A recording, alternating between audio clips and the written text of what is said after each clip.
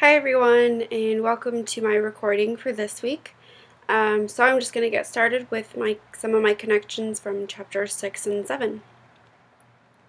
So the first connection I had from chapter 6 was on page 102 that involved this quote from the book that said, "Notice also that all of the mass media, with the exception of cable TV and computers, are currently in the adaptation stage. This means they are all trying to figure out how to coexist with the other up-and-coming media as well as with each other."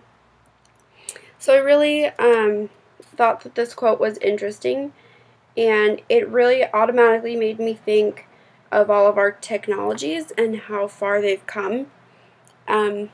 So, a few years ago when all these things were first coming out, you had a Nook that was typically just for reading. You had an iPod that was really just for listening to music, maybe a couple games here and there, but it was solely just for music. And then you had a cell phone that was just a cell phone. It didn't have any of these fancy gadgets on it. And so nowadays, you have this great thing called an iPhone, which has all three of these technologies that were their own technology, and now they're incorporated into this one fantastic little technology that you can fit in your pocket and take with you everywhere. I had the iPod, and I carried that around with me as well as a cell phone.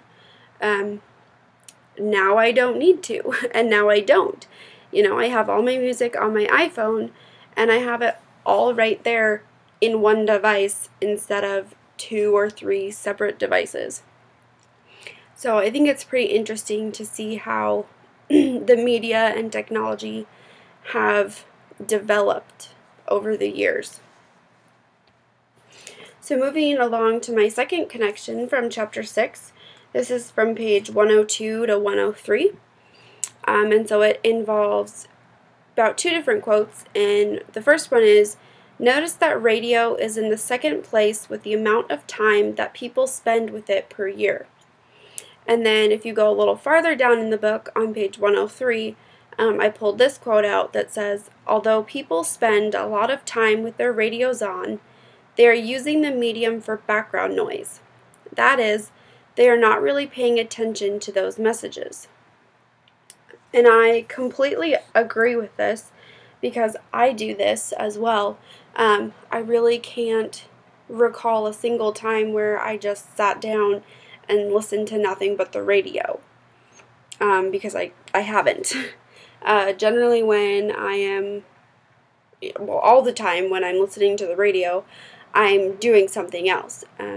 Generally I'm probably driving, or I'm cleaning or doing homework or cooking dinner, and I don't, like you'll sing along to the music, but that's all I listen to, so I don't have a whole bunch of messages that are going on, and if they do pop up, I kind of generally tune them out, but I think in comparison with how it used to be, I think people are generally listening to it more in the background now because it's not as much of, like, the radio isn't as much of a need, because back then that's how they got all their information, that's how they got their news. They had, like kid shows on the radio, back before they really had TV.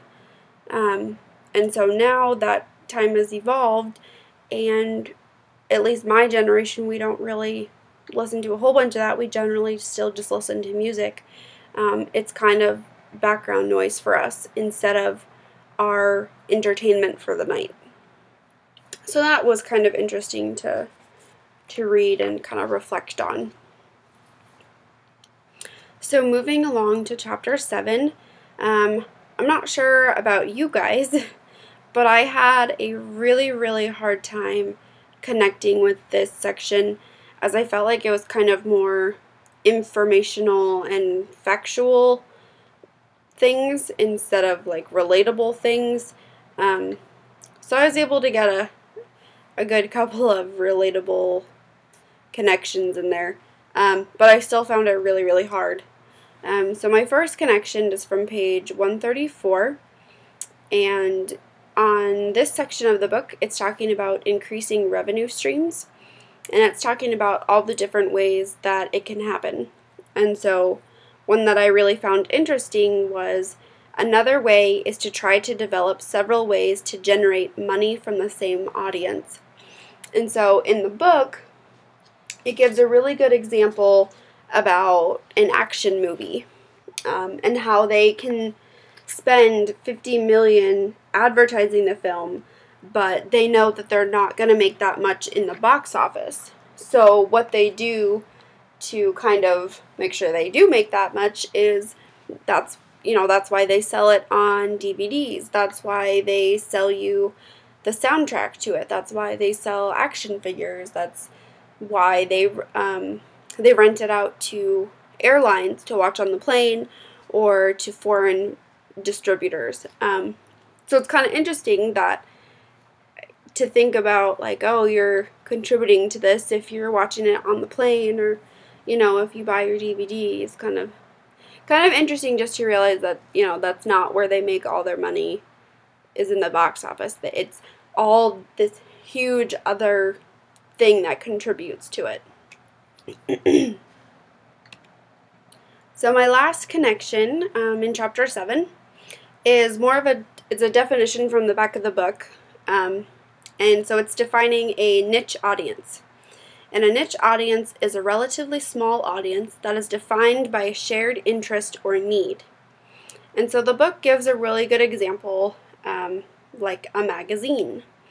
And generally, so it gives an example of like a jogger magazine. So people who subscribe to it are a niche audience. And so I can relate to this in the way that I used to subscribe to a dance magazine.